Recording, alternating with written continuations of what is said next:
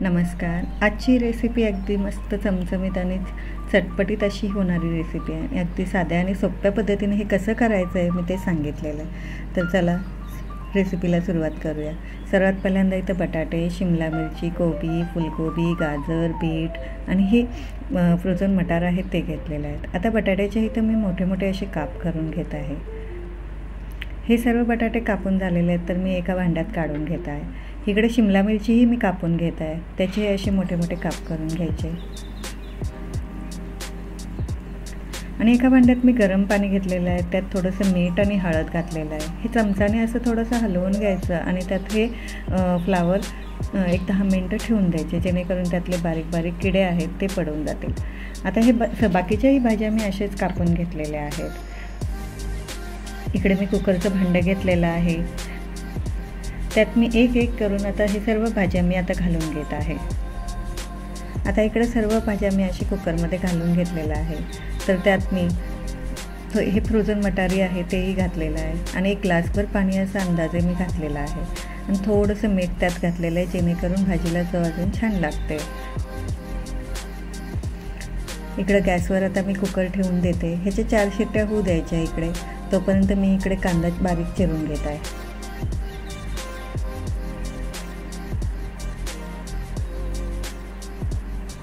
इकडे भाजीसाठी मी कांदा बारीक चिरून घेतल्यानंतर साधारण 2 टमाटर आहेत त्याचे असे मोठे मोठे काप करून घेतलेले आहेत. तर त्याची मी मिक्सरमध्ये प्युरी करून घेत आहे. इकडे आपली प्युरी तयार झालेली आहे.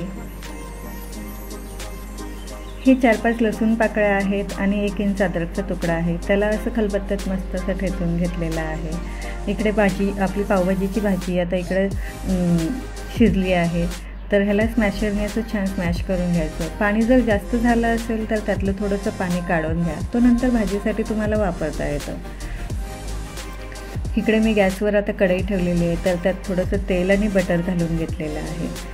हा लसूण अद्रकचा पेस्ट आणि इकडे कांदा बारीक चिरलेला तोही घालून घेतला आहे. त्याला छान दोन्हीलाही मिक्स करून छान परतून घ्यायचं. यात मी आता जिरे पावडर, धने पावडर, आमचूर पावडर, हळद, लाल तिखट आणि हा पावभाजीचा मसाला आहे तो घालून घेतलेला आहे. हे साधारण 1-1.5 चमचा आहे पावभाजीचा मसाला, तोही घालून घेतलेला आहे. आता हे मसाले सर्व छान यात मिक्स करून घ्यायचं. मसाले छान परतले गेले की यात टमाटरची प्युरी केलेली आहे ती घालून घ्यायची आणि परत भाजीला छान असं 1-2 ते 3 मिनटं छान शिजवू द्यायचं ह्याला.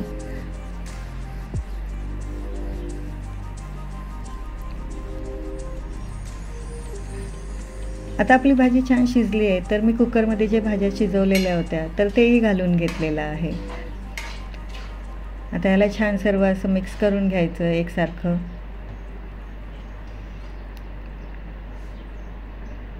आता यात मी चवीनुसार मीठ घालून घेतलेलं आहे, कारण आपण सुरुवातीला मीठ घातलेलं आहे, त्यामुळं थोडंसं वरून पाहूनच मीठ घालायचं.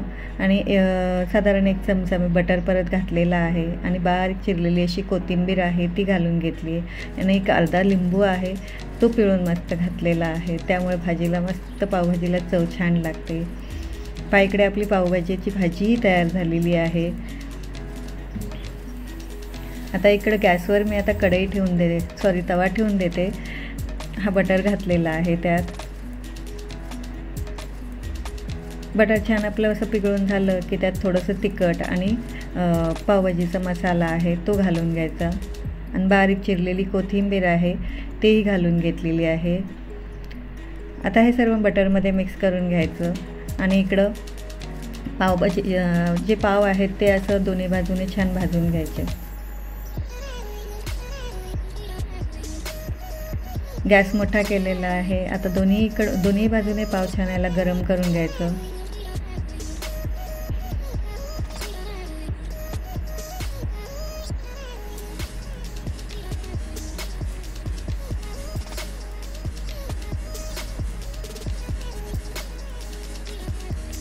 आता आपले पावही छान असे गरम झालेले आहेत.